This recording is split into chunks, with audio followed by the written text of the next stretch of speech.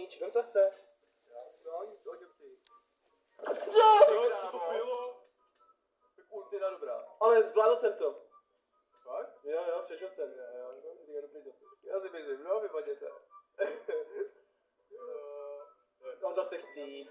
Ty vole, to je neskutečný. To reflexy, no. Musím to říct jednu radši. Já myslím, že flašku nějakou. To půjdu taky možná. Mám pěkně krumpáč. Ty, co? On byl u mě moc blízko, ten špek. Jdu tě sledovat, aby tě sledovalo 150 000 lidí. Já jsem ti fandil. Sledujou tě všichni. Teď umřeš. A Číko jsem zabil. Ty vole. Tak si myslíš, že je profesionální mušketýr.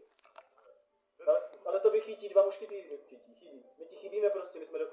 Jo, máš tak 2v1 na tebe.